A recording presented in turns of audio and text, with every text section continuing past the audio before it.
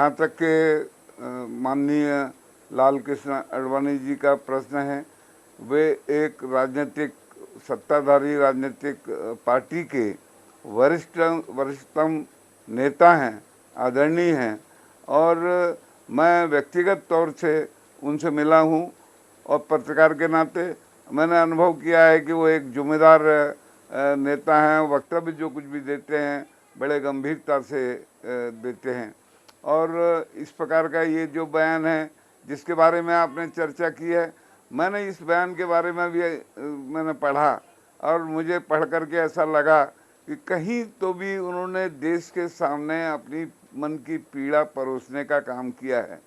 और ये मन की पीड़ा परोसते समय वो खुल करके भले ही न बोले हों, लेकिन जो वर्तमान सत्ताधारी राजनीतिक पार्टी में आपस में जो मनमुटाव या गुटबाजी जैसी स्थिति भीतर के भीतर बनती जा रही है, वो उसका ये परिणाम है। आखिर उन्होंने उस जमाने में जब इंदिरा जी ने इमरजेंसी लगाई थी वो भुगती है, वो उसके नज़दीक से दर्शन हम लोगों ने भी किए हैं। हमने देखा है हमारे शहर के अंदर कि किस ढंग से इमरजेंसी में पूरी तरह से मीडिया को नियंत्रित किया गया था और सार्वजनिक सारे कामकाज बंद कर दिए गए थे। कोई कहीं सभा नहीं ले सकता था, कोई कहीं अपना वक्तव्य नहीं दे सकता था। और जहाँ तक के संविधान का सवाल है, संविधान ने हमको पूरी अभिव्यक्ति की आज़ादी प्रदत्त की है और इस संविधान ने हमको जो मूलभूत अधिकार दिए हैं उसमें हमको पूरी तरह से अपनी बात कहने का अधिकार प्रदान किया गया है। और लेकिन उसके बावजूद भी आज स्थिति ऐसी है कि जो कुछ भी प्रधानमंत्री जी करें, यानी नरेंद्र मोदी जी जो कुछ भी कहें उसको स्वीकार कर लिया जाए। आज किसी की भी हिम्मत नहीं है कि उनके खिलाफ कोई आवाज़ उठाई जाए या उन्होंने वो जो कुछ भी कहते हैं करते हैं उसी को फॉलोअप किया जाए। इस प्रकार की स्थिति एक नागरिक के नाते हम देख रहे हैं। 27 मई 1964 को अचानक हार्ट अटैक से जवाहरलाल नेहरू की मृत्यु हुई। उसके पश्चात लाल बहादुर शास्त्री को प्रधानमंत्री बनाया गया, लेकिन दुर्दैव से 1965 में ताशकंद में उनकी भी हार्ट अटैक से अचानक वहाँ पर मृत्यु हो गई कुछ महीनों के भीतर। और उसके बाद श्रीमती इंदिरा गांधी जो जवाहरलाल नेहरू जी की पुत्री थी, उनको प्रधानमंत्री बनाया गया। और उनके प्रधानमंत्री बनने के बाद में देश का जो भी कुछ अपना बना हाल, तो 1970 के दशक तक बहुत खस्ता हाल हो गया था मुल्क। महंगाई बढ़ गई थी, भ्रष्टाचार भी चरम सीमा पर काफ़ी हो गया था और हर तरह की बातें देश भर में सब तरफ एक तरह से उनके काबू के बाहर होने लग गई थी। तो 1970 में गुजरात में एक इंजीनियरिंग कॉलेज के हॉस्टल में विद्यार्थियों ने अपने खाने का जो थाली होती है उसका 1 रुपया दाम था जो 1.25 रुपया हो गया। तो देश भर में उन युवकों ने वहाँ गुजरात में आंदोलन शुरू किया जिसको गुजरात का विद्यार्थी आंदोलन बोला जाता है। और उस आंदोलन में जयप्रकाश नारायण को उन्होंने थोड़ा सा सलाह मशवरे के लिए बुलाया गया। तो इस मुल्क में विद्यार्थी आंदोलन बनने की या 74 का जेपी आंदोलन बनने की जो शुरुआत है ऐतिहासिक, वो गुजरात से है।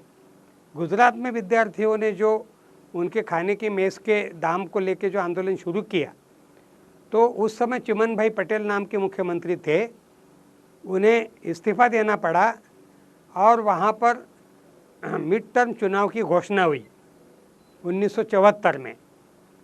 और मिड टर्म चुनाव की घोषणा में मतदान हो गया और 12 जून 1975 को गुजरात के चुनाव के इंतज़ार की सब पत्रकारों को, टेलीप्रिंटर्स को, सभी एडिटर्स को इंतज़ार था।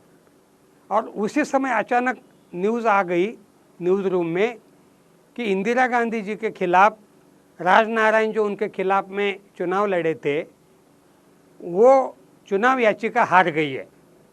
इलाहाबाद हाईकोर्ट के जगमोहन सिन्हा नाम के जो जज थे, उन्होंने इंदिरा गांधी को उनके चुनाव को अवैध घोषित किया और उन्हें 6 साल तक किसी भी चुनाव में भाग लेने से मना करने का हुक्म भी दिया और 20 दिन की मोहलत दी उनको आगे जाके उस निर्णय को अमल में लाने की या सुप्रीम कोर्ट में या ऊपर के कोर्ट में जाने की।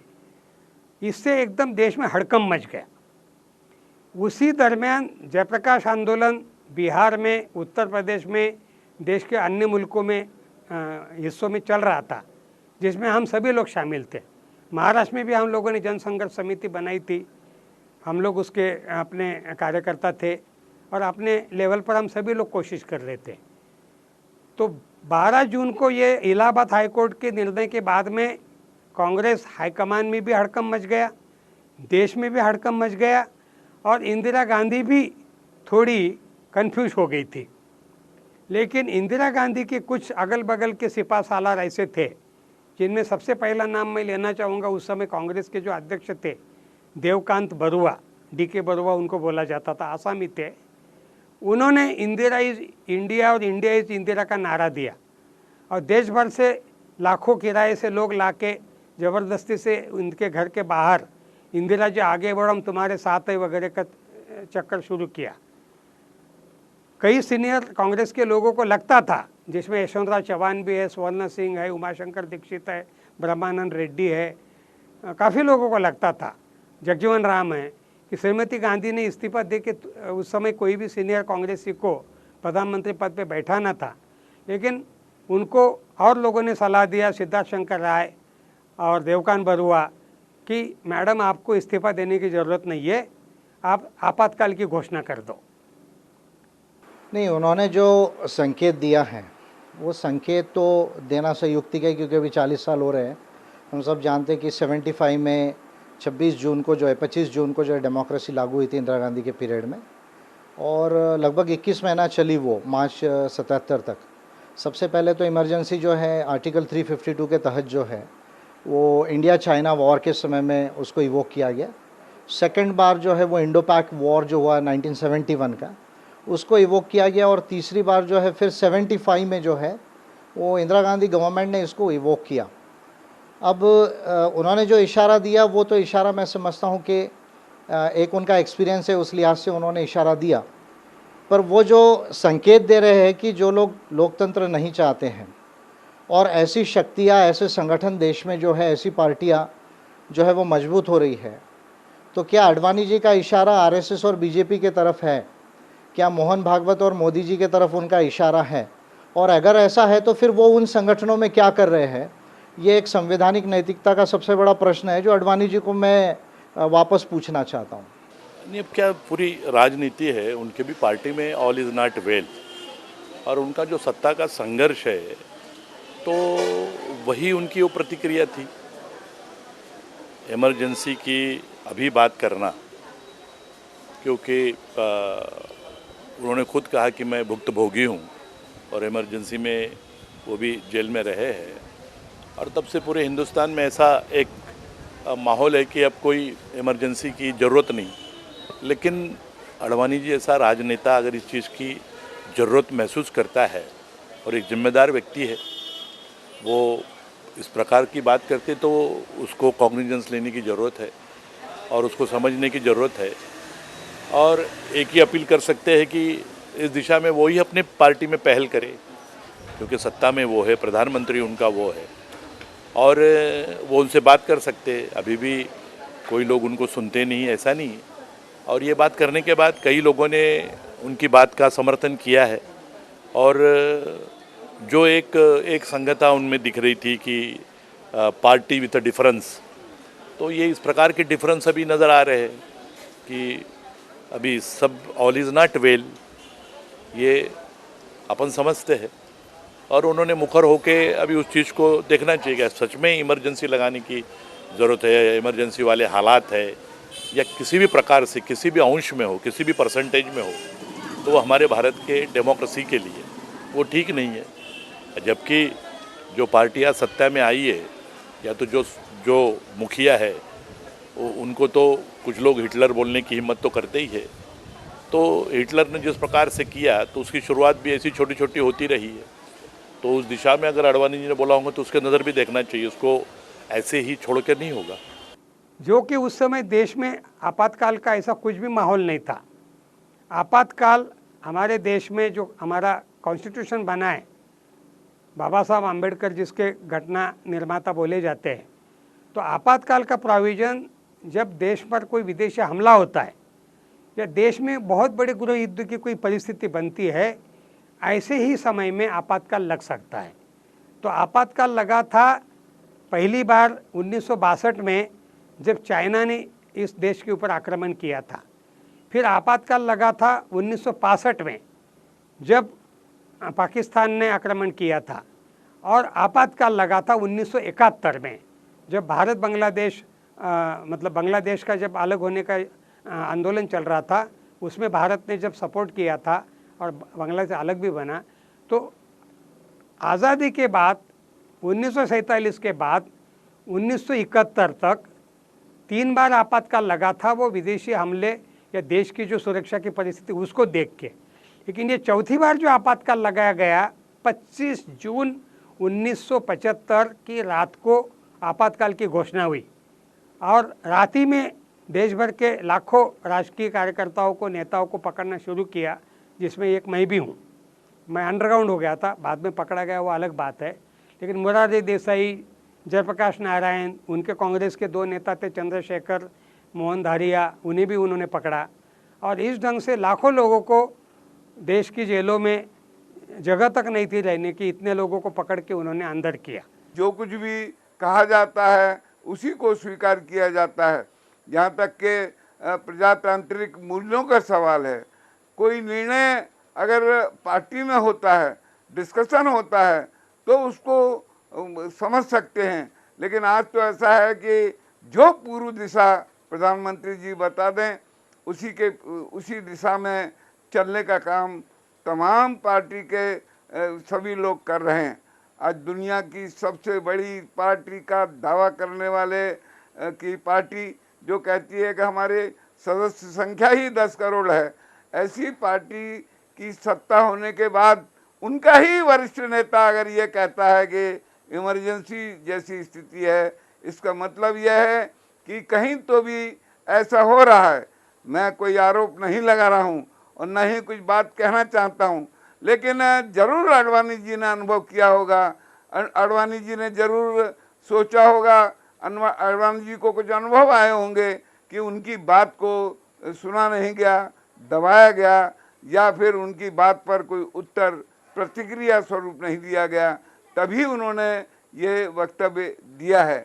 और मैं ये समझता हूँ कि ये वक्तव्य का अर्थ काफ़ी गंभीर है, लेकिन इस वक्तव्य को सत्ताधारी पार्टी के नेताओं ने जिस प्रकार से उसकी उपेक्षा की, दरअसल उनसे चर्चा की जानी चाहिए कि आपने किस संदर्भ में कैसे ये बयान दिया है, और उनसे बात की जानी चाहिए। ये भी उपाय अभी नहीं हुआ है, और इस वजह से हमारा तो तात्पर्य यह है कि इस मामले को जिस कम से कम मीडिया के जरिए जरूर चर्चा में आया, जो चैनल हैं उस पर भी इस बारे में बहस हुई, लेकिन जो गंभीरता पार्टी के भीतर होनी चाहिए कि क्या ऐसी बात आई कि पार्टी का नेता ही खुद बोल रहा है। ये आरोप कांग्रेस ने नहीं लगाया, कम्युनिस्ट पार्टी ने नहीं लगाया, वो तो जो कुछ अगर लगाएं तो स्वाभाविक है, लेकिन बाकी पार्टियां भी इस बारे में नहीं बोली। उनका ही वरिष्ठ नेता, उनकी ही पार्टी का एक जिम्मेदार व्यक्ति अगर बोलता है तो वाकई ये गंभीरता के साथ लिया जाना चाहिए कि क्या कहीं भविष्य में अगर यही स्थिति रही तो इस मामले के अंदर में हो सकता है कि इमरजेंसी आ जाए। लोकतंत्र को जो ना चाहने वाली शक्तियां हैं, उस पर सबसे बड़ा अगर कोई कंट्रोल है तो वो लोकतंत्र ही अपने आप में है। क्योंकि देखिए, लोकतंत्र को बाबा साहब अम्बेडकर ने एक केवल फॉर्म ऑफ गवर्नमेंट नहीं बोला है कि इसको फॉर्म ऑफ सोसाइटी बोला है, इसको एक वे ऑफ लाइफ बोला है, फिलॉसफी ऑफ लाइफ बोला है बाबा साहब अम्बेडकर ने। तो आवश्यकता है कि देश के अंदर में सही लोकतंत्र की प्रस्तावना की जाए। अब अगर सही लोकतंत्र की प्रस्तावना में हम डॉक्टर बाबा साहब अम्बेडकर की संकल्पना को देखते हैं, तो बाबा साहब अम्बेडकर ने केवल पॉलिटिकल डेमोक्रेसी के विषय में बात नहीं किया, उसके साथ सोशल और इकोनॉमिक डेमोक्रेसी की बात की है। उसके साथ लेबर डेमोक्रेसी की बात की है, उसके साथ में जो है वो इंटेलेक्चुअल एंड मॉरल डेमोक्रेसी की भी बात की है। अब सवाल ये उठता है कि जो पार्लियामेंट्री डेमोक्रेसी है, जो भारत के अंदर में संसदीय लोकतंत्र है, जो हमारे संविधान के तहत जो संसदीय लोकतंत्र है, उस संसदीय लोकतंत्र को हम कैसे प्रातिनिधिक बना सकते हैं, ये सबसे बड़ा प्रश्न है। अभी छोटी सी बात मैं आपसे कहना चाहता हूँ कि इमरजेंसी का प्रोविज़न आर्टिकल 352(1) के अंदर में 3 सिचुएशन में केवल इमरजेंसी को इवोक किया जा सकता है। एक है वॉर, दूसरा है एक्सटर्नल एग्रेशन और तीसरा है आर्म्ड रेबेलियन। ऐसे 3 कंडीशन में केवल इमरजेंसी को इवोक किया जा सकता है। पहले इंटरनल डिस्टर्बेंस के लिए भी जो है उसमें प्रोविज़न था, लेकिन 1978 में जब जनता पार्टी गवर्नमेंट आई तो उसके बाद कॉन्स्टिट्यूशन में 44th अमेंडमेंट किया गया। उसके बाद बहुत सारे सेफगार्ड्स जो हैं वो दिए गए। अभी प्रेजेंट कॉन्स्टिट्यूशन में क्या सेफगार्ड्स है? एक सेफगार्ड ये है कि अगर आपको इमरजेंसी की इस 3 जो सिचुएशन आती है, यानी वॉर या एक्सटर्नल एग्रेशन या तीसरा आर्म्ड रेबेलियन। तो अभी वॉर का सवाल यह है कि वॉर इंडिया को, मान लीजिए चाइना, पाकिस्तान या कोई अगर दूसरी कंट्री से अटैक करती है तो इमरजेंसी की सिचुएशन आएगी। दूसरा एक्सटर्नल एग्रेशन में भी अगर कोई बाहरी कंट्री अगर हमारे कंट्री को इन्वेड करती है तो ही उसके अंदर इमरजेंसी आप इवोक कर सकते हैं। तीसरा आर्म्ड रेबेलियन, यानी देश के अंदर अगर हथियार उठाकर अगर लोग अगर विद्रोह करते हैं तो ही इमरजेंसी को इवोक किया जा सकता है, अदरवाइज इमरजेंसी को इवोक नहीं किया जा सकता। दूसरी महत्वपूर्ण बात यह है कि 44th अमेंडमेंट जो हुआ 1978 में, उसमें जो सेफगार्ड्स लाए गए कि पहले केवल प्राइम मिनिस्टर अगर एडवाइस करे प्रेसिडेंट को तो प्रेसिडेंट इमरजेंसी का जो है वो ऑर्डिनेंस निकाल सकते थे, प्रोमलगेशन निकाल सकते थे, टू बी मोर प्रिसाइज। लेकिन 44th अमेंडमेंट जो हुआ 1978 में, उसके बाद ये प्रोविजन लाया गया कि कैबिनेट इन राइटिंग कलेक्टिवली अगर प्रेसिडेंट को कहे तो ही जो है वो इमरजेंसी, ये 3 सिचुएशन में प्रेसिडेंट जो है वो प्रोमलगेट कर सकते हैं। That is point number 1।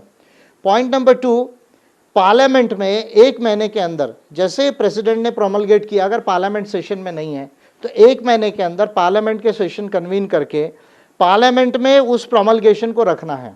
और जो दोनों हाउसेस है 2/3 ऑफ मेजॉरिटी से अगर उसको पास करेंगे तो ही इमरजेंसी सस्टेन हो सकती है।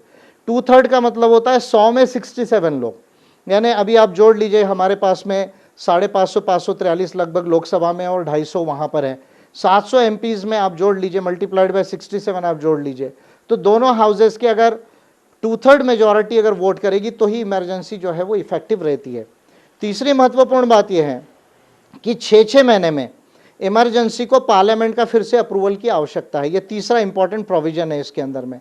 चौथा इंपॉर्टेंट प्रोविजन, ये सारे आर्टिकल 352 के अंदर क्लॉज सब क्लॉज 2 की बातें हैं, और उसके तहत जो है अगर लोकसभा के केवल 1/10 यानी 10% एमपीज अगर नोटिस देते हैं और लोकसभा जो है वो गवर्नमेंट को कन्वीन नहीं, इधर स्पीकर और प्रेसिडेंट जो है अगर सेशन में नहीं है तो प्रेसिडेंट भी कन्वीन कर सकते हैं और लोकसभा में इसके ऊपर रेजोल्यूशन लाया जा सकता है। ये प्रजातांत्रिक मूल्यों के जहाँ तक प्रश्न है, अगर समेटने की हिम्मत, अब इस देश में इतना बड़ा देश है, लोगों को 75 का इमरजेंसी याद है और अच्छी तरह से मालूम है कि इन्हीं के तमाम नेताओं पर अत्याचार हुए थे।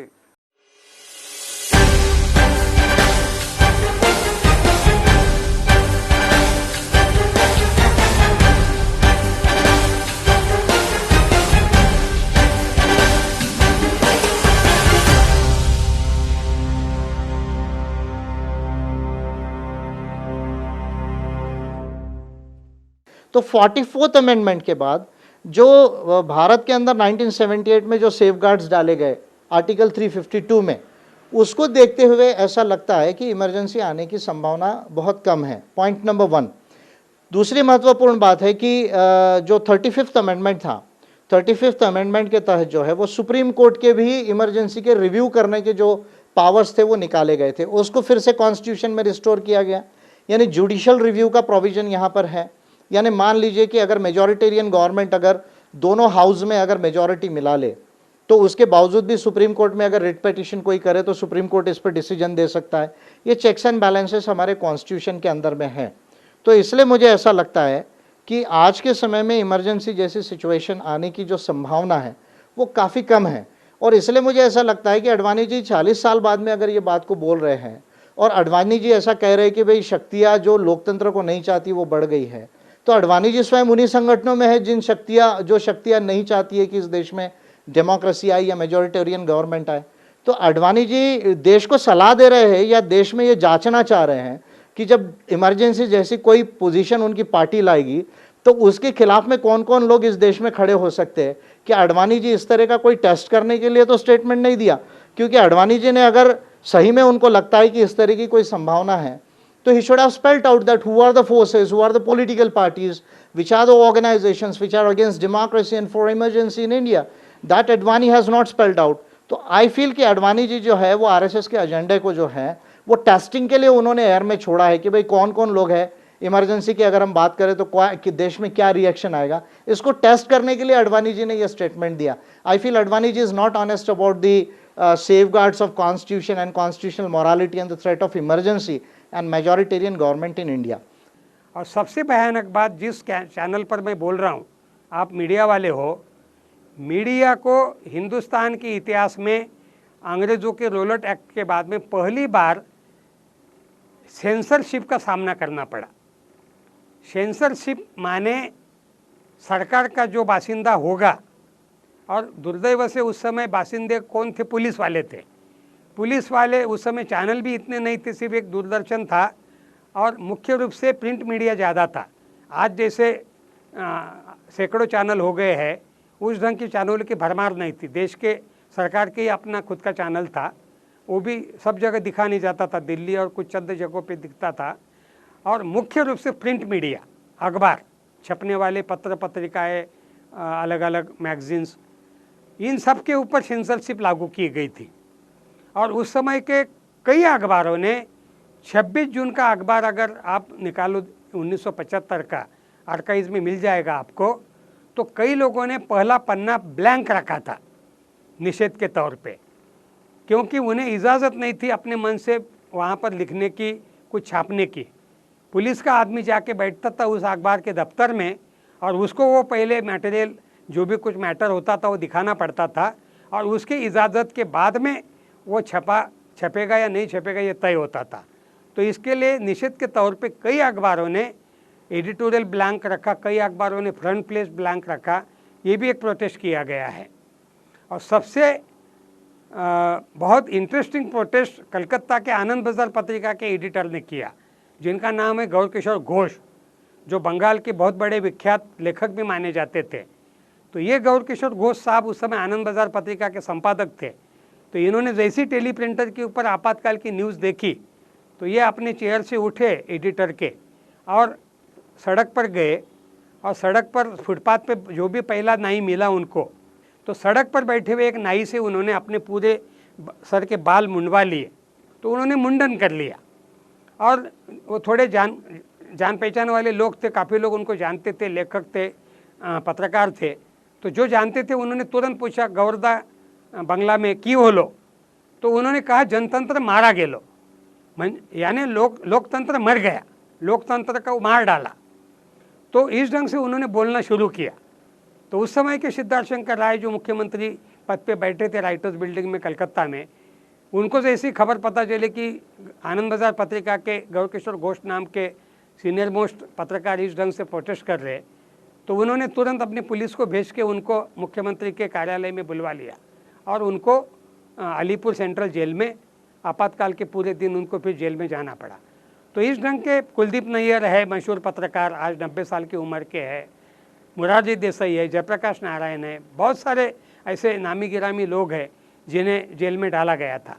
यानी लोकतंत्र का जो इस ताने बाने को जो बिगाड़ेंगे उसके खिलाफ अडवाणी सामने अगर बोले होंगे तो बहुत अच्छी बात है। नहीं, वो तो शुरुआती हुई है, तभी तो अडवाणी जी ने वही उसी के तरफ उन्होंने सूचना की है ना। यानी अगर इमरजेंसी लगाना तो लोकतंत्र के खिलाफ है, तो उसी तरफ उन्होंने बात की। विद्रोह हो जाएगा, क्रांति हो जाएंगी इस देश में। डॉक्टर बाबा साहब ने जो हमको एक राह दिखाई है तो उसको छोड़ के कुछ हो नहीं सकता। यानी पार्टी डिसाइड कर रही होंगी, पार्टी ने तो उसका कॉग्निजेंस लिया है, और मोदी जी अगर कह रहे हैं तो उसका खुलासा होना चाहिए। ऐसी बात तो हमारे प्रवक्ता की तरफ से, पार्टी के फोरम से तो आई है। इसके बारे में मैं इतना ही कहना चाहूँगा कि ये प्रजातांत्रिक मूल्यों के जहाँ तक प्रश्न है, अगर समेटने की हिम्मत, अब इस देश में इतना बड़ा देश है, लोगों को 75 का इमरजेंसी याद है और अच्छी तरह से मालूम है कि इन्हीं के तमाम नेताओं पर अत्याचार हुए थे। राष्ट्रीय स्वयंसेवक संघ के कार्यकर्ताओं को हमने गिरफ्तार होते देखा है, उन पर होते अत्याचार देखे हैं, और वही अगर मार्ग अगर कोई अपनाए तो ये मामला वाकई बहुत ही चिंताजनक है, क्योंकि तानाशाही इस देश में स्वीकार नहीं की जाएगी। डॉक्टर बाबा साहब आम्बेडकर ने जो हमको संविधान दिया है, ये संविधान हमारे लिए मार्गदर्शक है, और इस संविधान के रहते हुए, चलते हुए हम इस बात को पूरे भरोसे के साथ कहने के लिए, जिम्मेदारी के साथ कहने के लिए तैयार हैं कि अगर मान लीजिए कोई हमारे मूलभूत अधिकारों को हनन करेगा, कोई अगर हमारे मूलभूत अधिकारों को किसी भी प्रकार से छेड़छाड़ करेगा, तो हम उसके खिलाफ आंदोलन करने में अब लोग, यहाँ की देश की जनता पीछे नहीं रहेगी। इसलिए आज भी समय है कि आडवाणी से खुलासा किया जाए, उनसे बात की जाए। इनके पार्टी के लोगों ने करना चाहिए कि आपको कौन सी पीड़ा है, क्या कारण है। राजनीतिक उथल पुथल होती है, वरिष्ठों को अगर अलग किया जाए, उनकी महात्मा, तो वो अलग बात है, हम उसके बारे में, हमारा अधिकार भी नहीं है कोई प्रतिक्रिया व्यक्त करने का। लेकिन हम इस बारे में बोलने के लिए तैयार हैं कि अगर उनके नेता को कोई अगर भविष्य में गंभीरता दिख रही है, तो ये वाकई देशवासियों के लिए चिंता का विषय होना चाहिए। लेकिन ये पूरे आपातकाल के पीछे का इतिहास थोड़ा जानना, अभी जो पीढ़ी है मुख्य रूप से 1975 या 77 के बाद पैदा हुई, बहुत सारे लोगों को मालूम नहीं होगा। तो इस आपातकाल में वो जो जन आंदोलन चला था, जिसको दूसरी आज़ादी का भी नाम दिया जाता है, तो वो जयप्रकाश आंदोलन के नाम से वो मशहूर है। तो उस आंदोलन में महंगाई, भ्रष्टाचार, ये कुछ ऐसी मांगे थी जिनको लेके लोग रास्ते पे आए थे। लाखों की संख्या में जनसभाएं जगह जगह होती थी, प्रोटेस्ट होते थे। 25 जून 1975 को दिल्ली में रामलीला मैदान में हिस्टोरिकल जनसभा हुई। कम से कम 10 लाख से ऊपर लोग दिल्ली के रामलीला मैदान में इकट्ठे हुए थे, और वहाँ नारा दिया गया था, सिंहासन खाली करो कि जनता आती है। और इस ढंग से इंदिरा गांधी को वो खाली उनका 12 जून का इलाहाबाद हाईकोर्ट का चुनाव ही नहीं, तो जयप्रकाश नारायण के आंदोलन का ये जो उन्होंने देखा, मामला बढ़ती जा रहा है, हाथ से आगे चला जा रहा है, और इन सब बातों को देखते हुए यही सिद्धार्थ शंकर राय, जिनका मैंने नाम लिया कुछ देर पहले, ये बैरिस्टर भी थे, ये बहुत अच्छे वकील थे, और सबसे आश्चर्य की बात, देशबंधु चित्तरंजन दास, इस मुल्क की आज़ादी में बंगाल या भारत में जो बड़े बड़े नाम है उस ज़माने के, लोकमान्य तिलक के ज़माने के, तो देशबंधु चित्तरंजन दास, ये उस समय के बंगाल के मशहूर बैरिस्टर, ये उनके लड़की के लड़के यानी उनके नाती थे। तो सिद्धार्थ शंकर राय ने इंदिरा जी को अपनी कानूनी सलाह दी कि मैडम आप आपातकाल लगा सकती। इंदिरा गांधी खुद पेशो पेश में थी। इंदिरा गांधी ने कहा कि भाई ऐसे कैसे हम आपातकाल लगा सकते हैं, तो उसने दबा के बोला कि बिल्कुल लगा सकते मैडम, और खुद आपातकाल का ड्राफ्टिंग, क्योंकि वो बहुत नामी गिरामी वकील थे, बड़े कानूनविद थे, तो उन्होंने अपने हाथ से इमरजेंसी का ड्राफ्ट बनाया, जो कैबिनेट के लिए मंजूर करने के लिए होता है। लेकिन ऐतिहासिक बात यह है, मैं इस चैनल के माध्यम से देश को बताना चाहूँगा, कई किताबों में वो इतिहास आने लगा है, सही माने में कैबिनेट की मीटिंग हुई नहीं है। यशवंतराव चौहान से लेके, ब्रह्मानंद रेड्डी से लेके, उमाशंकर दीक्षित से लेके, HR गोखले महाराष्ट्रियन कानून मंत्री थे उस समय देश के, इन सब लोगों ने कन्फेस किया है कि ऐसी कोई कैबिनेट मीटिंग हुई नहीं है। और वो कैबिनेट मीटिंग के नाम का सर्कुलर आपातकाल वाला इनके घरों में भेजा गया, हर कैबिनेट मंत्री के घर में दिल्ली में उनके बंगलों पे ये भेजा गया, और उनकी साइन ली गई। और राष्ट्रपति महोदय, उस समय फखरुद्दीन अली अहमद नाम के राष्ट्रपति थे देश के, उनको रात को नींद से उठा के राष्ट्रपति भवन में उनकी सिग्नेचर ली गई, और आपातकाल की घोषणा की गई 25 जून की रात को, और लाखों लोगों को जेल में डालने का सिलसिला शुरू किया गया। एक आर्टिकल 352 सब क्लॉज 2 में जो 44th अमेंडमेंट से जो चेक्स एंड बैलेंसेस आए, जिसमें कैबिनेट को कलेक्टिवली देना है, प्रेसिडेंट को तभी प्रेसिडेंट उसको प्रोमलगेट कर सकते हैं। दूसरा, 1 महीने के अंदर पार्लियामेंट में उसको लाना है। तीसरा, 6 महीने से ज़्यादा इमरजेंसी बढ़ नहीं सकती है। चौथा, केवल 10% एमपीज जो है वो नोटिस दे सकते हैं और लोकसभा अगर रिजोल्यूशन करे कि नहीं हमको इमरजेंसी नहीं चाहिए तो वो इमरजेंसी जा सकती है। और इसके अलावा 5th सेफगार्ड जो सुप्रीम कोर्ट का रिव्यू का ये है। लेकिन इसके बावजूद मुझे ऐसा लगता है कि भारत के लोकतंत्र में कुछ चेक्स एंड बैलेंसेस को ज़्यादा अच्छे से लाने की ज़रूरत है। और इसीलिए बाबा साहब अम्बेडकर का जो पूना का 1952 का फेमस स्पीच है जो उन्होंने बार काउंसिल को पूना में दिया 1952 में, जहां उन्होंने presidents for the successful democracy का जो स्पीच दिया, उसमें बाबा साहब ने 7 कंडीशंस कही थी। वो 7 कंडीशंस में डॉक्टर बाबा साहब अम्बेडकर ये कहते हैं कि एक, there must be no glaring inequalities in society, यानी समाज में बहुत सामाजिक और आर्थिक विषमता नहीं चाहिए। दूसरा, बाबा साहब अम्बेडकर कहते हैं कि there must be an effective opposition, यानी देश में डेमोक्रेसी में अपोजिशन पार्टीज का रोल होता है, इसलिए हर पार्टी सत्ता में जाने का सोचती है। लेकिन मैं समझता हूँ डेमोक्रेसी केवल सत्ता में जाने का इशू नहीं है। जो पॉलिटिकल पार्टीज है देश की, उन्होंने इफेक्टिव पॉलिटिकल अपोजिशन पार्टीज का रोल प्ले करना चाहिए। चाहे आपका एमपी हो, एमएलए हो या ना हो, आप देश में democracy is education of the people, तो वो करने की भी ज़रूरत है। तीसरा, बाबा साहब कहते हैं there must be equality in law and administration. चौथा, बाबा साहब अम्बेडकर कहते हैं there must be no tyranny of majority over minority, यानी जो मेजॉरिटी लोग हैं उनका माइनॉरिटी के ऊपर में अन्याय अत्याचार नहीं चाहिए। चौथी बात, बाबा साहब अम्बेडकर ये कहते हैं कि कॉन्स्टिट्यूशनल मोरालिटी होना चाहिए। और इसके साथ बाबा साहब अम्बेडकर ये कहते हैं कि पब्लिक कंसाइंस होना चाहिए। अब ये जो 7 फैक्टर्स बाबा साहब अम्बेडकर ने 1952 में डेमोक्रेसी की सक्सेसफुल कंडीशंस की जो बात बाबा साहब अम्बेडकर ने की, उसको अगर हम भारत में देखते हैं तो वो हमें एब्सेंट नज़र आती है। जैसे हम ये देखते, पहली बात कि भारत में सामाजिक आर्थिक विषमता है। भारत में माइनॉरिटी के ऊपर, आज मुस्लिम्स के ऊपर, क्रिश्चियंस के ऊपर, सिखों के ऊपर में जो है अत्याचार हो रहा है। तो मेजॉरिटी का माइनॉरिटी के ऊपर में टिरानी है। Equality in law and administration, हम केवल कॉन्स्टिट्यूशन में, लेकिन लॉ और एडमिनिस्ट्रेशन में अभी तक डिस्क्रिमिनेशन है। जैसे सर्विसेज में डिस्क्रिमिनेशन है, प्राइवेट सेक्टर में डिस्क्रिमिनेशन है, जुडिशरी में डिस्क्रिमिनेशन है। तो इसको ठीक करने की भी आवश्यकता है। और इस आपातकाल में इंदिरा गांधी के एक सुपुत्र थे छोटे, राजीव गांधी तो सबको मालूम है जो प्रधानमंत्री भी बने बाद में, लेकिन राजीव गांधी से भी एक छोटे थे जो एकदम जिसको एक तरह से अपन उड़ान टप्पू बोल सकते मराठी में, गौन केस वाला लड़का था। संजय गांधी उसका नाम था, जिसकी पत्नी मनिका गांधी अभी नरेंद्र मोदी के मंत्रिमंडल में मंत्री बन के बैठी है। तो ये संजय गांधी जो था ये एक तरह से सेमी गुंडा टाइप का लड़का था। तो ये लड़का एक एक्स्ट्रा कॉन्स्टिट्यूशनल अथॉरिटी बन गया था। कानूनी तौर पे इंदिरा गांधी प्रधानमंत्री तो थी, लेकिन संजय गांधी की उस समय सब कुछ तूती बोलती थी। कोई भी मुख्यमंत्री देश का संजय गांधी को मिले बगैर आगे नहीं बढ़ सकता था।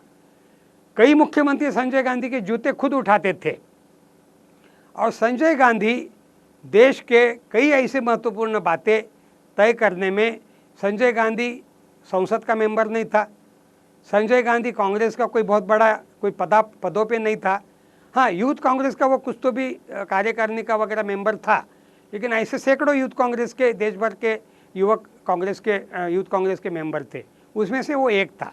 लेकिन कोई भी हमारे देश के कॉन्स्टिट्यूशन के हिसाब से किसी पद पे न रह के, जिसको अंग्रेजी में एक्स्ट्रा कॉन्स्टिट्यूशनल अथॉरिटी बोलते हैं, ये संजय गांधी का मामला जो चला, जिसमें सबसे मशहूर तुर्कमन गेट का कांड है, जिसमें मैं कुछ अखबारों में आजकल फ़ोटो भी देख रहा हूँ, कुछ लोग कवर करना शुरू कर दिए हैं। तो तुर्कमन गेट नाम का दिल्ली में जामा मस्जिद जो है मशहूर, लाल किले के सामने, तो वहाँ एक गेट है, उस गेट को तुर्कमन गेट बोला जाता है। तो इस तुर्कमन गेट में दिल्ली के सफाई अभियान के नाम पे जो अभियान चलाया गया, जगमोहन नाम के उस समय दिल्ली के कमिश्नर थे, दिल्ली म्यूनसिपल कॉरपोरेशन के मुखिया, ये जगमोहन साहब IAS ऑफिसर और संजय गांधी और रुखसाना सुल्ताना नाम की एक विवादास्पद महिला थी, उनकी भी क्या कॉन्स्टिट्यूशनल अथॉरिटी थी मुझे मालूम नहीं। ये सब लोगों ने मिलकर तुर्कमन गेट का जो कांड है वो मशहूर है इतिहास में। तुर्कमन गेट में लाखों लोगों को विस्थापित करके उठा के उनको जमुना पार फेंका गया, जो आज सीमालपुरी नाम से वो इलाका अब जाना जाता है। अब तो वहाँ घर वर भी बन गए। बहुत ही हमारा बम्बई का जो मशहूर झोपड़पट्टी जो है उसको भी मात देने वाला ये दिल्ली का सीमालपुरी बन गया, जो तुर्कमन गेट से उठाए गए लोग हैं और उसमें 90% से ऊपर मुसलमान हैं। इन सब लोगों को उठा के जामा मस्जिद के अगल बगल का इलाका, ये दिल्ली का चांदनी चौक का, ये सब उठा के फेंके गए हैं। ये एक बहुत ही घिनौना कांड है उस समय का, जो काफ़ी प्रचारित हुआ। सेंसरशिप के कारण मीडिया में थोड़ा कम आया, लेकिन बुलेटिन के द्वारा और कई पत्र पत्रिकाओं ने हिम्मत करके उसको प्रसारित करने की कोशिश की और हम सब लोगों ने भी उसको अपने बुलेटिन चला चला के भी लोगों तक पहुंचाया। और दूसरा सबसे घृणित कांड है ये जो नसबंदी के नाम पे एक अभियान चलाया था, नसबंदी। तो ज़बरदस्ती से नसबंदी का जो अभियान में अविवाहित लड़के जिनकी शादी भी नहीं हुई थी ऐसे भी लड़कों की नसबंदी की गई, जो 60-70 साल पार कर गए ऐसी भी बूढ़ों की नसबंदी की गई। लोग डर के मारे घरों से सोना बंद कर दिए, खेतों में और खलिहानों में जा के छुपते थे। और सबसे ज़्यादा उत्तर भारत में यह अभियान चला, तो बहुत सारे लाखों लोगों का ज़बरदस्ती से नसबंदी करने के कारण बहुत बड़ी नाराज़गी लोगों में फैल गई। और 1977 के जनवरी में इंदिरा गांधी ने जब तय किया, 19 महीने आपातकाल को होने जा रहे थे और विनोबा भावे जैसे संत ने भी उनको सलाह दी थी कि आप चुनाव की घोषणा करो, और आईबी और सीबीआई ने भी उनको गलत या सही जो भी सूचना हो वो दी कि मैडम आप चुनाव लीजिए, आप ही चुन के आने वाली हो। तो गलती से इंदिरा गांधी ने चुनाव की घोषणा कर दी। कुछ लोगों को धीरे धीरे जेल से छोड़ना भी शुरू किया, जिसमें हम लोग भी शामिल है। और तो ये हमारे देश के लिए लांछनास्पद बात है कि आज से 40 साल पहले आपातकाल लगाना पड़ा, प्रधानमंत्री को, राष्ट्रपति को, स्पीकर को कानून से ऊपर उठाया गया।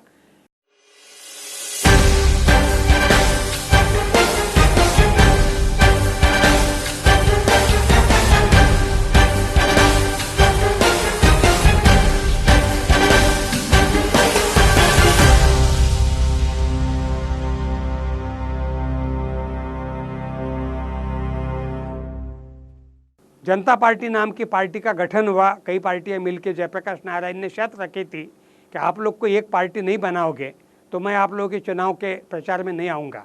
तो सबने मिलकर जनसंघ, समाजवादी, सोशलिस्ट पार्टी, संगठन कांग्रेस और चरण सिंह जी की लोकदल नाम की एक पार्टी थी। तो ऐसे 4 पार्टियों की मिलकर एक पार्टी बनी जिसका नाम जनता पार्टी बना। तो ये जनता पार्टी का गठन होके उस समय का चुनाव हुआ और आश्चर्य की बात है जनता पार्टी को तो मेजॉरिटी मिली, लेकिन श्रीमती इंदिरा गांधी और उनके महान सपूत संजय गांधी, इन दोनों को हार का सामना करना पड़ा। ये दोनों चुनाव हार गए थे लोकसभा का और जनता पार्टी को बहुमत मिला था। और उस बहुमत के बाद मोरारजी देसाई को राजघाट के ऊपर शपथ दिलाई गई और वो प्रधानमंत्री पद पर आसीन हुए और वो सरकार 18-19 महीने ही चली। लेकिन इस ढंग से देश के इतिहास में 1947 के बाद 1977 यानी लगभग 30-40 साल के दौर में पहली बार गैर कांग्रेस की सरकार स्थापित होने का क्रेडिट जनता पार्टी को जाता है और जनता को भी जाता है। जनता में जो असंतोष फैला था, तो इस ढंग का आपातकाल का जो माहौल जो बना था वो 77 में जनता पार्टी चुन के आने के बाद आपातकाल भी फिर पार्लियामेंट ने ख़त्म किया। सभी कैदियों को जेल से रिहा किया गया, सेंसरशिप हटा ली गई। अगर मान लीजिए ऐसी स्थितियां हैं कि लोकतंत्र का विरोध करने वाली शक्तियां बढ़ रही हैं, तो वो याद करें जिस समय कांग्रेस सत्ता में थी, इंदिरा जी सत्ता में थी, वो यही स्थिति थी। उस समय जो पूरी तरह से उस समय तमाम राजनीतिक पार्टियां जो विरोध कर रही थी तानाशाही के प्रवृत्ति के खिलाफ, तो वो इसका मतलब ये नहीं था, इसका मतलब ये भी नहीं था कि हम कोई पूरी तरह से ये इसका प्रजातांत्रिक व्यवस्था का ये कर रहे हैं। रक्षा करने के लिए ये इसका विरोध शुरू हुआ था, जिसका नतीजा इमरजेंसी के रूप में आया। तो अगर मान लीजिए आपका सवाल है कि ये अगर प्रजातांत्रिक व्यवस्था का विरोध कुछ तत्व कर रहे हैं। कौन से तत्व हैं? अडवाणी जी अपनी पार्टी के बारे में बोल रहे हैं या दूसरी पार्टी के बारे में बोल रहे हैं? अपने नेताओं के बारे में कह रहे हैं या दूसरे? ये तो स्थिति स्पष्ट नहीं हुई है। लेकिन ये जो उनका बयान है कि हो सकता है कि वो अब आज स्पष्टीकरण दे दें कि दूसरी पार्टियां जिस ढंग से आज भ्रष्टाचार का विरोध करने का मतलब यह है कि सत्ता का विरोध करना। भ्रष्टाचार के जो मामले उजागर हो रहे हैं, अभी लगातार एक के बाद एक मामले उजागर हो रहे हैं, तो इसका अर्थ ये नहीं है कि कोई प्रजातंत्र के खिलाफ बोल रहा है। प्रजातंत्र के अधिकार हैं, इसीलिए ये बात भ्रष्टाचार के खिलाफ लोग आवाज़ उठा सकते हैं। कल इमरजेंसी लगी, इमरजेंसी कौन लगाएगा? इमरजेंसी लगाने वाले जो सत्ताधारी होते हैं वो लगाते हैं। इमरजेंसी कोई विरोधी पार्टी के लोग नहीं लगाते। इमरजेंसी किसी के कहने से नहीं लगती। उनको अनुभव आता है कि हमारी कुर्सी को खतरा है तो फिर इमरजेंसी लगती है। और कुर्सी को खतरा कौन महसूस कर रहा है? आज तो ऐसी कोई स्थिति हमको दिखाई देती नहीं है। आज हम ये नहीं कह सकते कि ऐसे हालात नहीं है कि जहाँ पर कोई कुर्सी हिलने की, ये बहुमत से चुन करके आने वाले सत्ता में बैठे लोगों का कोई चिंता करने की कारण नहीं है। उनको बराबर जनता के हित और जनता की रक्षा, जनता के सवालों पर कुछ करके दिखाना चाहिए। वाकई जनता के लिए अच्छे दिन लाकर दिखाना चाहिए। ये एक मौका है उनके लिए कि वो पूरे देश के अंदर इस तरह का वातावरण बनाएं ताकि इस प्रकार की सोच भी कोई न रखे। 40 साल पहले आपातकाल की घोषणा की गई थी और उस समय कई बच्चे अभी जो टीवी देख रहे होंगे उन्हें पता भी नहीं होगा कि आपातकाल चीज़ क्या होती है, ये किस लिए लगाई गई थी, इसमें क्या क्या कहर बरपा गया था, क्या क्या किया गया था। तो इस ढंग का आपातकाल का जो काल है उसको आज 40 साल बराबर पूरे होने जा रहे हैं और इस 40 साल के बीच में पैदा होने वाली पीढ़ी को आपातकाल वाली बात और आपातकाल में जो कुछ कांड किए गए थे, सेंसरशिप से लेके दुनिया भर के नसबंदी से लेके बहुत सारी चीज़ें, इन चीज़ों का नई पीढ़ी को जो अभी सोशल मीडिया में, व्हाट्सएप में और दुनिया भर के फेसबुक में और बहुत सारी इसमें एक्टिव है, उन्होंने ये जानना समझना चाहिए। क्योंकि दुर्दैव से मैंने कुछ चीज़ों में मैं देख के आ रहा हूँ, व्हाट्सएप और कुछ बच्चों का ट्विटर वगैरह, तो कुछ लोगों ने ट्वीट किया है, कुछ लोगों ने फेसबुक में किया है कि आपातकाल में डिसिप्लिन आ गई थी, आपातकाल में ट्रेनें समय पे चलने लग गई थी, आपातकाल में बैंक में काम थोड़े से जल्दी से होने लग गए थे। तो एक मिनट के लिए अगर ये बात मान भी ले, क्योंकि हम लोग तो जेल में थे, हमें पता नहीं आपातकाल में बाहर क्या हो रहा था, लेकिन हिंदुस्तान जैसे मुल्क में ट्रेन को समय पे चलाने के लिए आपातकाल लगाना पड़े, चुल्लू पर पानी में डूबना चाहिए मुल्क ने। हिंदुस्तान जैसे मुल्क में किसी बैंक में जल्दी से काम होना चाहिए, इसके लिए अगर आपातकाल लगाना पड़े तो चुल्लू पर पानी में डूबना चाहिए इस मुल्क ने। क्योंकि हमारे देश के कानून उन महकमे या डिपार्टमेंट्स के अपने खुद के कानून है अच्छे से कि काम कैसे अच्छे से होना चाहिए, कैसे समय पे होना चाहिए, लोगों को कैसे कम तकलीफ होनी चाहिए, उनके ग्रीवेंशियल रिडल्सल्स होते हैं, ये सब चीज़ें है हमारे देश में। और इन बातों को काम समय पे हो रहा था, ट्रेनें चल रही थी वगैरह वगैरह, तो ये मुझे ऐसा लग रहा कि ये बहुत फुहड़पन है, ये बहुत ही छिछलेदारी बात है, बहुत ही एक तरह का ऐसा हल्के ढंग से देखने की बात है।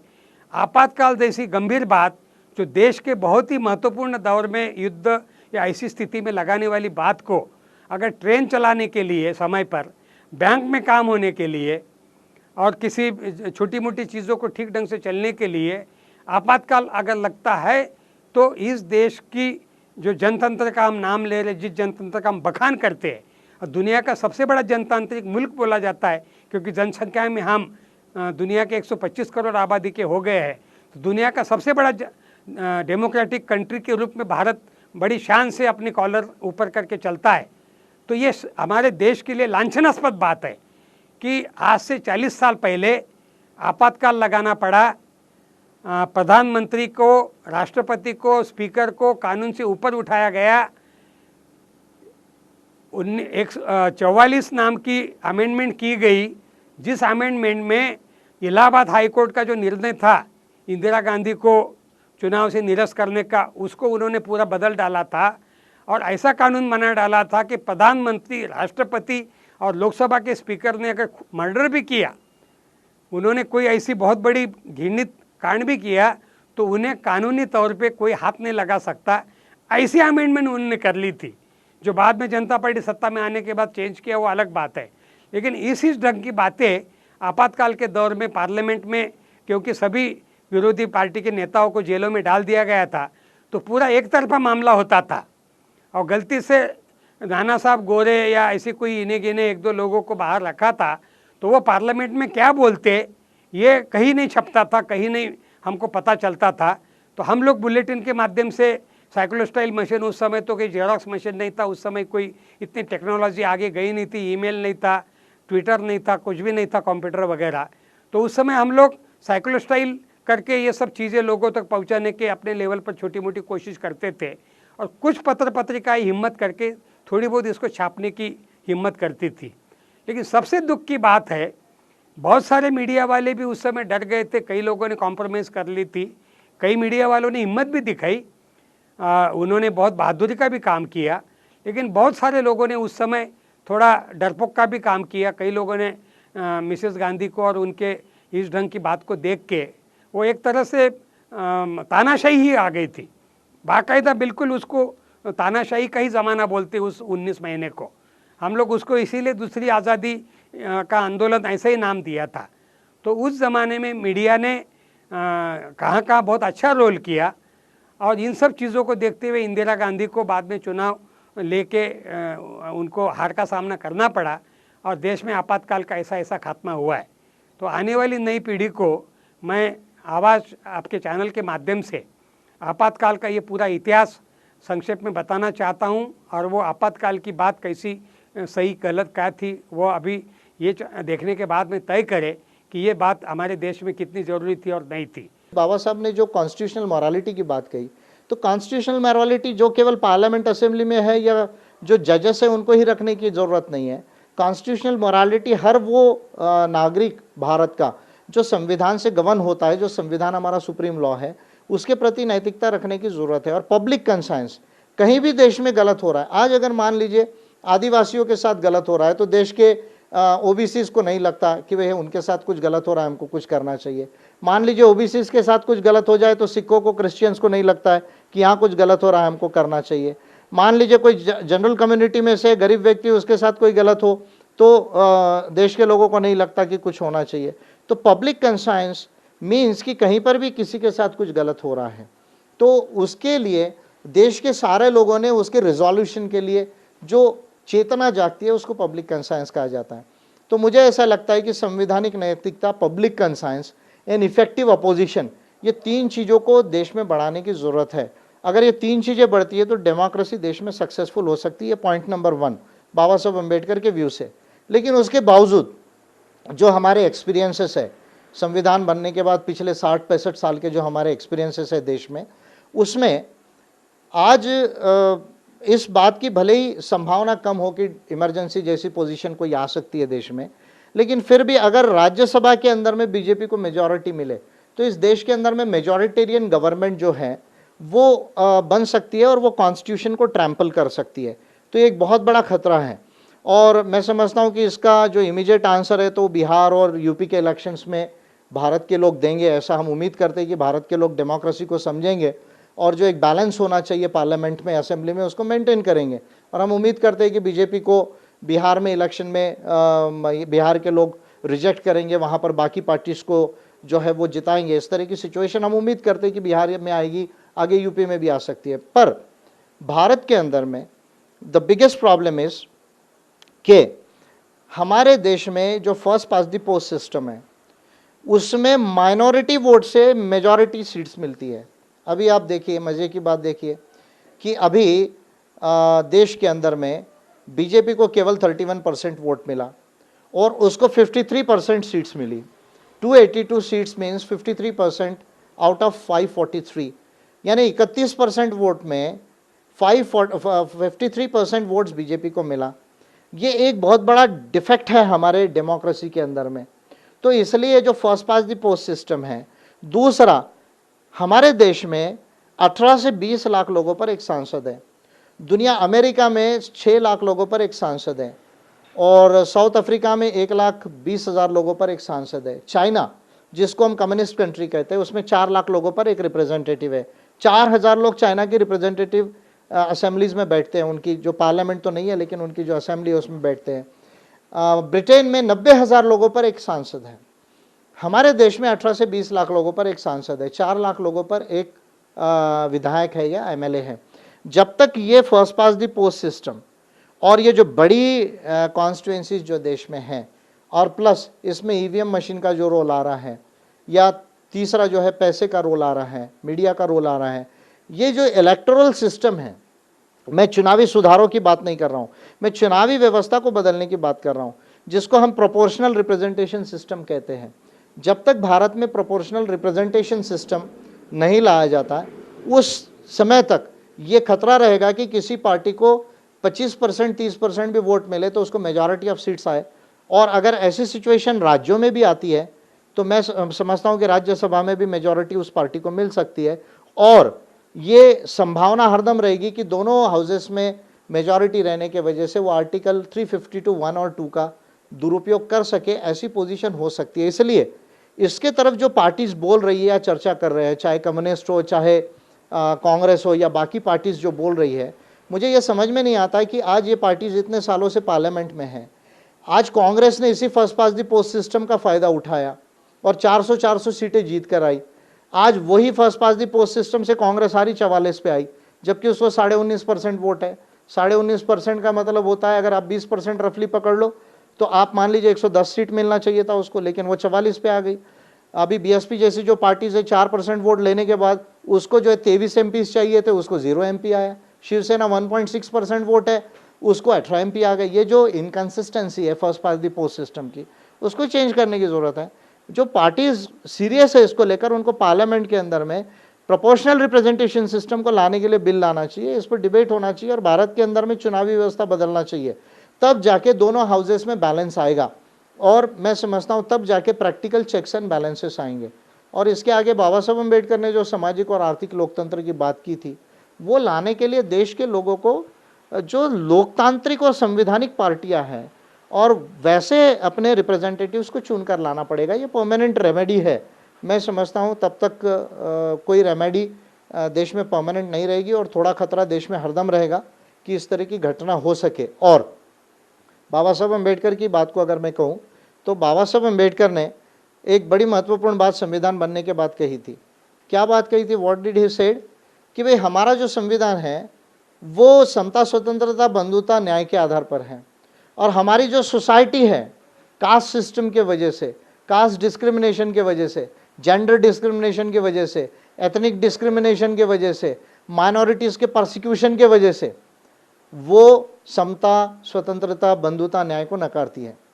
तो बाबा साहब अम्बेडकर ने ये कहा जब तक ये कॉन्ट्रडिक्शन इस देश में रहेगा कि संविधान समता, स्वतंत्रता, बंधुता, न्याय की बात कर रहा है और समाज समता, स्वतंत्रता, बंधुता, न्याय को नकार रहा है, जाति के वजह से, महिलाओं के साथ भेदभाव के वजह से, आदिवासियों के साथ भेदभाव के वजह से या माइनॉरिटीज़ के साथ भेदभाव के वजह से, जब तक कि ये समाज और संविधान के बीच का जो कॉन्ट्रडिक्शन है वो दूर नहीं होगा तब तक के परमानेंट रेमेडी नहीं आएगी। इसके लिए बाबा साहब का एनालिशन ऑफ कास्ट और प्रबुद्ध भारत की जो संकल्पना है उसको भारत में पूरा करना पड़ेगा, तभी भारत जाके जो है वो चेंज होगा। तो मैं समझता हूँ कि ये जो सारे इश्यूज़ है, इस इश्यूज़ को डील करने की आवश्यकता है। देश की समस्याओं के बारे में, जैसे आज की तारीख में किसानों की आत्महत्या है, महंगाई है और भी कई सारी बातें, लोगों को नौकरियां नहीं मिलती है, तो ये सब बातों के लेके लोग अगर आंदोलन करेंगे तो क्या आपातकाल लगाना ठीक है क्या? अभी कुछ दिन पहले अन्ना हजारे जी का आंदोलन हुआ और कुछ दिन पहले कई सारे अलग अलग आंदोलन हुए, किसान आंदोलन हुआ, खैरलाल जी का हमारे बगल में नागपुर से 60 किलोमीटर की दूरी पर दलित एट्रोसिटी को लेकर आंदोलन हुआ। तो क्या देश के लोग अपने ऊपर होने वाले अन्याय को लेकर क्या आंदोलन नहीं करेंगे? और आंदोलन करेंगे तो क्या हम आपातकाल लगा देंगे हर बात को लेके? तो इस देश के हमारे अपने ही कानून में प्रावधान है कि इस आज़ाद मुल्क में हमारा डेमोक्रेसी का तकाजा है, हमारे जनतंत्र का तकाजा है कि देश के लोगों के ऊपर होने वाले अन्याय के खिलाफ आवाज़ उठाने का लोगों का अपना हक होता है। जुलूस, जलसा, सभा, सम्मेलन करना, लिखना, आपके माध्यम से बोलना, ये सब बातें करने की जो आज़ादी है, उस आज़ादी को छीनने का काम आपातकाल जैसे समय में किया जाता है। उन्होंने कहा कि अमेरिका में मेडिसन स्क्वेयर की बात थर्ड पेज पे तीन लाइन की भी नहीं थी, जो हम लोग यहाँ लाइव टेलीकास्ट देख रहे थे। आवाज़ चैनल का क्या रोल रहा मुझे मालूम नहीं, लेकिन देश के मैक्सिमम चैनल ने उसको लाइव टेलीकास्ट किया। ऐसा बताया कि जैसे आज की तारीख में उस समय अमेरिका में ओबामा भी कुछ नहीं, नरेंद्र मोदी सब कुछ है।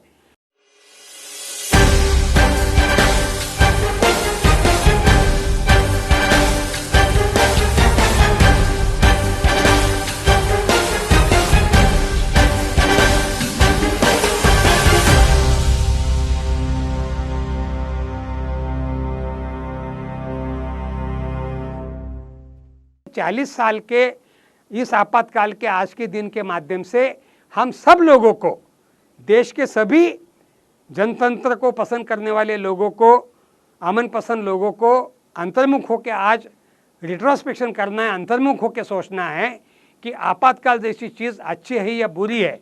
मैं मीडिया में देख रहा हूँ कुछ लोग बेशर्मी से समर्थन कर रहे, बहुत दुख की बात है। कई लोगों ने उसके ऊपर आर्टिकल भी लिखे, दुनिया भर की कॉन्स्पिरेसी थियरी भी बोली है कि अमेरिका में ऐसा हो रहा था और बगल में बांग्लादेश में मुजबिर रहमान मारे गए थे और उनका परिवार ऐसा हो गया था, वैसा हो गया था। ये जयप्रकाश आंदोलन 100% शांततापूर्ण आंदोलन था, क्योंकि इस आंदोलन का एक सिपाही मैं भी रहा हूँ। इस देश की एक घटना कोई बता दे कि उस ज़माने में कोई कंकड़ भी उठा था क्या, क्योंकि मैं भी उस आंदोलन का उस 20-22 साल की उम्र का यंग लड़का था। मैंने उस आंदोलन में भाग लिया है, मैंने कई जनसभाएं अटेंड की है, मैंने जयप्रकाश नारायण की ऐतिहासिक दिल्ली की सभा का मैं खुद विटनेस हूँ, और हम सब लोगों ने ये सब नज़ारा हमारे आंखों के सामने से देखा है। एक भी जगह में कोई ऐसा हिंसा को या किसी चीज़ को हम लोगों ने, हमारा नारा था हमला चाहे जैसा होगा हाथ हमारा नहीं उठेगा।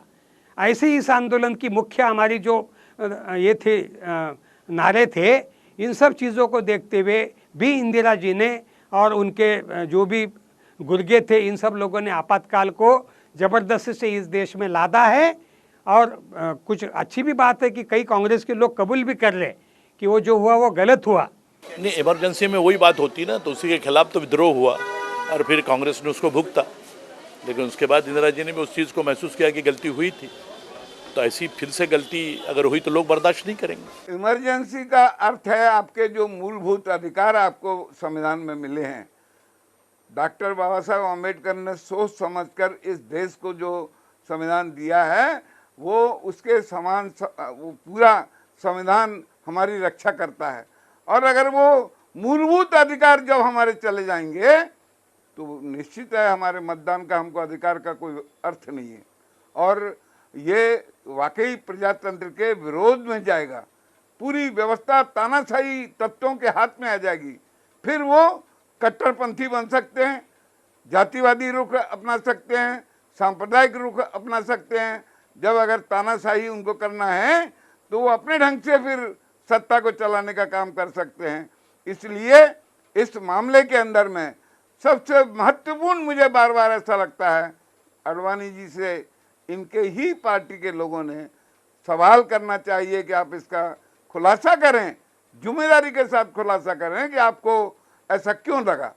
पार्टी के नेताओं के कारण लगा, पार्टी के पदाधिकारियों के कारण लगा, सत्ताधारी पदाधिकारियों के, मंत्रियों के, प्रधानमंत्री के व्यवहार के कारण लगा, या फिर ऐसी कौन सी पार्टी है जो इस देश में इमरजेंसी लाना चाहती है, इमरजेंसी की स्थिति उत्पन्न करना चाहती है। कोई प्रतिक्रिया व्यक्त करना, भ्रष्टाचार का मामले उजागर करना, ये कैसे इमरजेंसी को आमंत्रण देने वाला मुद्दा हो सकता है? क्योंकि ये मुद्दा, इसके पीछे अगर कुछ है तो केवल एक ही भावना हो सकती है कि उनको खतरा महसूस होने लगा, और इसलिए उन्होंने ये बयान दे दिया। अब बयान दे करके पूरी तरह से इस बयान पर जो जिस प्रकार का प्रतिक्रिया होनी चाहिए वैसी केवल मीडिया में जरूर थोड़ा बहुत चर्चा हुई है, लेकिन हम तो कहेंगे कि इसका खुलासा आडवाणी जी ने खुद अपने, या तो आडवाणी जी ने कहना कि ये राजनीतिक पार्टी और ये नेता हैं जो इमरजेंसी लाना चाहते हैं, या फिर ये कहना कि हमारे देश के प्रधानमंत्री मनमाने ढंग से कारोबार कर रहे हैं और उनको लगाम लगाने का काम, क्योंकि मंत्रिमंडल के बैठक के फैसला नहीं, जो उन्होंने कहा वही कायदा, इस प्रकार की स्थिति है। इन दोनों मुद्दों के ऊपर में उन्होंने खुलासा करना चाहिए, ये मेरी आग्रह है, ये मेरी राय है। और अभी लाल कृष्ण आडवाणी जी का इंटरव्यू अभी हाल ही में मैंने देखा, बिल्कुल मैं आडवाणी जी के उस वक्तव्य के साथ 100% सहमत हूँ, क्योंकि आज 13 महीने से मैं देख रहा हूँ नरेंद्र मोदी नाम के प्रधानमंत्री और इंदिरा गांधी। मैं नरेंद्र मोदी को प्रधानमंत्री बनने के पहले चुनाव प्रचार में मेल इंदिरा गांधी की उपमा मैंने दी है। कई जनसभाओं में मैंने नरेंद्र मोदी को मेल इंदिरा गांधी बोल बोल के मैंने सोमनाथ से लेकर अहमदाबाद तक के सभाओं में नरेंद्र मोदी प्रधानमंत्री पद पे आसीन होने के पहले से उनको इंदिरा गांधी की उपमा दी थी, इसलिए क्योंकि वो वन वुमन पार्टी थी, वन वुमन शो था। ये one man party, one man show है।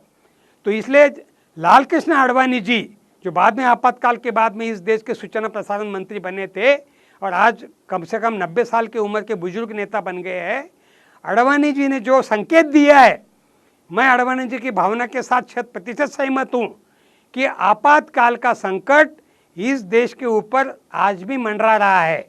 क्योंकि नरेंद्र मोदी की जो बॉडी लैंग्वेज है, नरेंद्र मोदी को जो अपनी तरफ पूरा कंसंट्रेशन, नरेंद्र मोदी बोले और सरकार चले, ऐसा हो गया है। सब मंत्री कहने के मंत्री है, किसी भी मंत्री को अपना पीए तक लेने का अधिकार नहीं है। नरेंद्र मोदी की मर्जी के बगैर कोई अपना सेक्रेटरी नहीं रह सकता, कोई अपना पीए नहीं रह सकता, और एक भी निर्णय या एक भी कोई बात अमल में लाने की नरेंद्र मोदी के बगैर इस देश में हो नहीं सकती है। ये जो पावर का कंसंट्रेशन इंदिरा गांधी के ज़माने में हो गया था और इसीलिए जयप्रकाश आंदोलन चला था, इसी ढंग का पावर कंसंट्रेशन 13 महीने के भीतर ही नरेंद्र मोदी ने जो अपने हाथ में किया है, और जिस ढंग से वो वन मैन शो करने का काम कर रहे, योगा से लेके, आप लोगों ने अभी कुछ दिन पहले 21 जून को योगा दिन के लिए भी बुलाया था मुझे, और मैंने उस दिन भी कहा है, योगा से लेके स्वच्छता अभियान से लेके हर बात को अपने ऊपर, अपने को प्रोजेक्ट करना। विदेश में जाने की परंपरा हमारे देश के हेड ऑफ स्टेट की सबकी रही है। हर देश का प्रधानमंत्री, हर देश का राष्ट्रपति विदेशों में जाता है, हमारे देश की बात करता है, विदेशों से आदान प्रदान करता है। ये तो हर मुल्क का अपना प्रोटोकॉल है। लेकिन नरेंद्र मोदी हर चीज़ को जो मार्केटिंग कर रहे, मेडिसिन क्योर पे जो तमाशा उन्होंने किया, कल ही हमारे एक पत्रकार मित्र का अचानक मृत्यु हो गया, प्रफुल्ल बिड़वे उनका नाम है, वो मेडिसिन स्क्वेयर के तमाशे के साक्षी है। उन्होंने उसके ऊपर एक बहुत बड़ा आर्टिकल लिखा है जो कई अखबारों में छपा है। उन्होंने कहा कि अमेरिका में मेडिसिन स्क्वेयर की बात 3rd पेज पे 3 लाइन की भी नहीं थी, जो हम लोग यहाँ लाइव टेलीकास्ट देख रहे थे।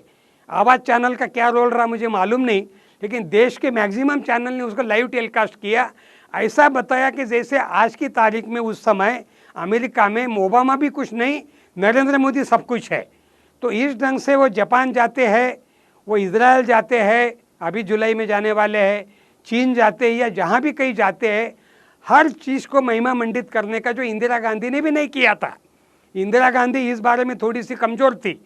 ये नरेंद्र मोदी, इंदिरा गांधी ने जो गलतियाँ नहीं किया, इंदिरा गांधी से जो बातें छूट गई थी, वो सब चीज़ें करने का काम नरेंद्र मोदी जो कर रहे। तो लाल कृष्ण आडवाणी का संकेत जो है वो पूरा के पूरा वो है, क्योंकि उसी पार्टी के बुजुर्ग नेता है।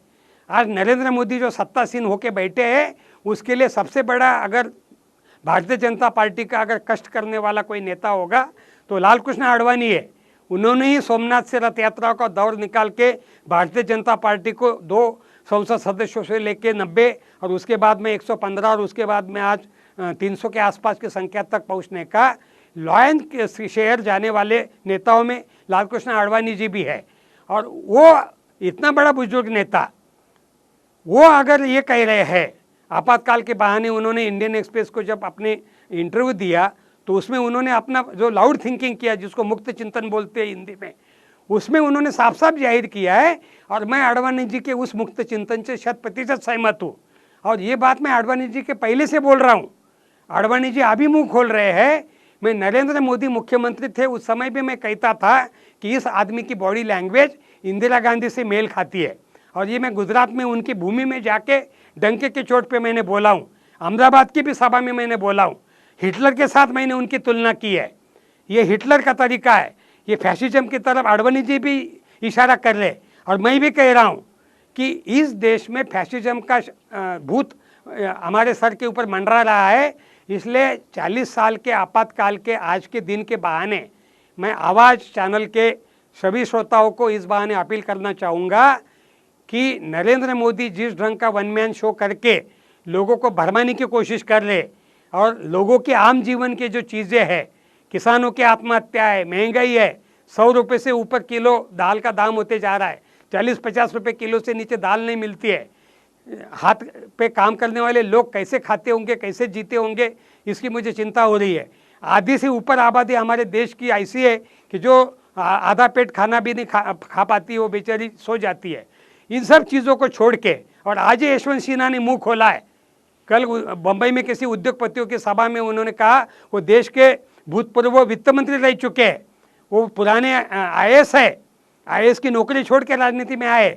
उन्होंने खुद कहा है, बीजेपी के बहुत बड़े बुजुर्ग नेताओं में से है, उन्होंने खुद कहा है कि आंकड़ों का खेल कर रहे हैं ये जीडीपी और दुनिया भर के जो नाटक कर रहे हैं। बीजेपी के बुजुर्ग नेता खुद अपने अरुण शौरी से लेके यशवंत सिन्हा से लेके लाल कृष्ण आडवाणी से लेके जेठमलानी साहब ने तक कहा है, वो भी बीजेपी के नेता है। ये सब बीजेपी के उनके लोग बोल रहे हैं। विरोधी पार्टी के क्या बोल रहे हैं, भाई बर्धन क्या बोल रहे हैं, दिग्विजय सिंह क्या बोल रहे हैं, वो तो छोड़ ही दो। क्या होता है हमारा राइट टू वोट, तो आर्टिकल 325 और 326 में it's not a fundamental right. Fundamental right पे लिमिटेड रेस्ट्रिक्शंस आते हैं। और दूसरी महत्वपूर्ण बात यहाँ पर ये भी ध्यान में रखना चाहिए, और ये आडवाणी जी जैसे लोग बड़े 40 साल एक्सपीरियंस्ड है लेकिन पूरी बात नहीं बोलते। Half truth is more dangerous than you see absolute falsity. अगर मान लीजिए कि आप पूरा गलत बात है तो लोग कम से कम समझ सकते हैं कि ये पूरी गलत है, लेकिन आधा सत्य बोलना मैं समझता हूँ कि अच्छी बात नहीं है। वोटिंग राइट सस्पेंड किया जा सकता है, नहीं किया जा सकता है। To be more precise, voting right suspend नहीं किया जा सकता है। पार्लियामेंट का और असेंबली का टेन्योर 1-1 साल के लिए बढ़ाया जा सकता है। आर्टिकल 83(2) एंड 172 के तहत में जब इमरजेंसी आती है तो 1-1 साल के लिए पार्लियामेंट का टेन्योर बढ़ाया जा सकता है, असेंबली का टेन्योर बढ़ाया जा सकता है, पर यह अधिकार भी पार्लियामेंट को है। लेकिन ये परमानेंटली नहीं बढ़ाया जा सकता है, 1 साल के लिए 2 साल के लिए बढ़ाया जा सकता है। और फिर जब 6-6 महीने में रिव्यू करेगा पार्लियामेंट कि भाई इमरजेंसी जैसी सिचुएशन है या नहीं है। 3 ही सिचुएशन है, war, external aggression and third is armed rebellion. और तीनों जैसी परिस्थितियां मुझे ऐसा नहीं लगता कि आज देश के आगे है। इसलिए वोटिंग राइट सस्पेंड होने का कोई प्रोविजन नहीं है। पार्लियामेंट को और असेंबली को एक्सटेंड किया जा सकता है, ये एक बात है उसके अंदर में। वोटिंग राइट को सस्पेंड करने का कोई प्रोविजन भारत के कोई संविधान में नहीं है कि आप वोटिंग राइट को जो है वो सस्पेंड कर सकते हो। और अगर वोटिंग राइट सस्पेंड हुआ तो कॉन्स्टिट्यूशन इनइफेक्टिव होगा, और अगर कॉन्स्टिट्यूशन इनइफेक्टिव हो गया, कॉन्स्टिट्यूशनल मार्ग ही अगर नहीं बचे, तो फिर जो है वो रेवोल्यूशन की सिचुएशन आती है। तो वो रेवोल्यूशन की सिचुएशन भारत में ना आए, क्योंकि चाइना और पाकिस्तान दोनों बैठे हुए, और श्रीलंका विलंका ये भी सब कंट्रीज़ है, और भारत के लोगों को कोई योगा से आप लड़ नहीं सकते। इस बात को आप ध्यान में रखिए, तो ऐसी सिचुएशन ना आए। इसलिए बाबा साहब अम्बेडकर का 25 नवंबर का जो मैसेज है कि हमारे सामाजिक और आर्थिक उद्दिष्टों के लिए हमको संवैधानिक मार्गों का अख्तियार करना चाहिए। We must adopt the constitutional methods for achieving our economic and social objectives, इसको ध्यान में रखना चाहिए। और उसी से जो है अम्बेडकरिज्म से ये देश महान होगा, अम्बेडकरिज्म से संविधान जो है वो लागू होगा, और भारत में लोकतांत्रिक मानवतावादी समाज बनेगा और प्रबुद्ध भारत का निर्माण होगा। तो अल्टीमेटली मैं यही कहना चाहूँगा कि बाबा साहब अम्बेडकर ने जो सॉल्यूशंस दिए हैं उस पर काम करने की ज़रूरत है। लेकिन ये बोलने की बात नहीं, जो जो लोकतंत्र प्रिय लोग हैं, जो जो मानवता प्रिय लोग हैं, जो जो मानव अधिकार प्रिय लोग हैं, उन लोगों को संगठित होना पड़ेगा। क्योंकि ये जो लोग डेमोक्रेसी को नहीं चाहते, दुनिया भर में आप पूरी हिस्ट्री देख लो, 2% 3% लोग भी नहीं होते, लेकिन वो संगठित होते हैं और स्टेट को कैप्चर करते हैं। तो स्टेट को कैप्चर करने की वजह से उनको military power, police power and जो रेवेन्यू होता है पैसा, उसका पावर आ जाता है। तो इसलिए जो लोकतांत्रिक लोग हैं, जो मानवतावादी लोग हैं, उनको संगठित होना पड़ेगा। और वो संगठन गांव-गांव में, बस्ती बस्ती में और देश लेवल पे, दुनिया लेवल पे अगर ऐसे लोग संगठित हो जाए तो मैं समझता हूँ कि डेमोक्रेसी का भविष्य इस देश में और दुनिया में जो है वो बड़ा ब्राइट है, क्योंकि 21वीं शताब्दी ये मानव अधिकारों की शताब्दी है, ये कोई वैदिक एज नहीं है।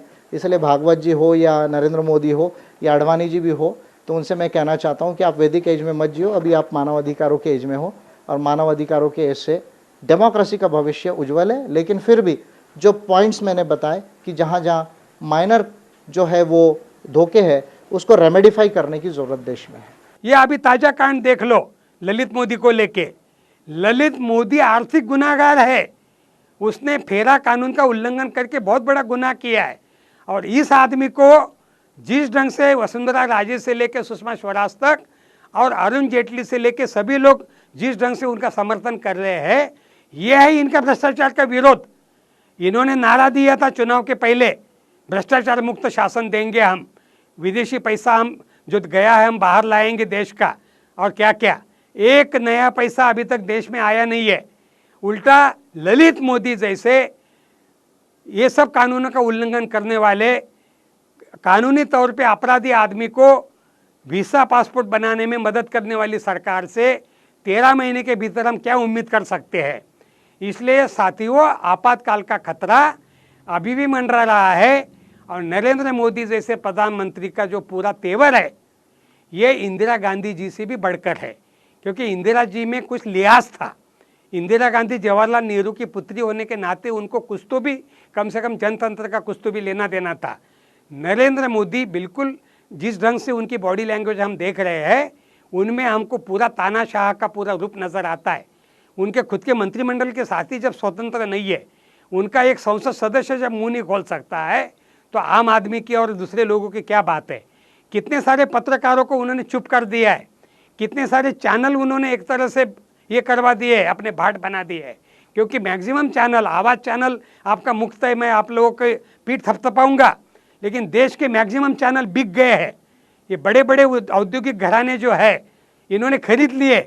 आधे से ऊपर चैनल हमारे देश के नरेंद्र मोदी का गुणगान जो गा रहे हैं, इसके पीछे का एकमात्र कारण है इनकी सबकी अपनी एक ये बन गई है साठगांठ, और ये लोग देश को लूटने के लिए सब लोग इकट्ठा हो गए हैं।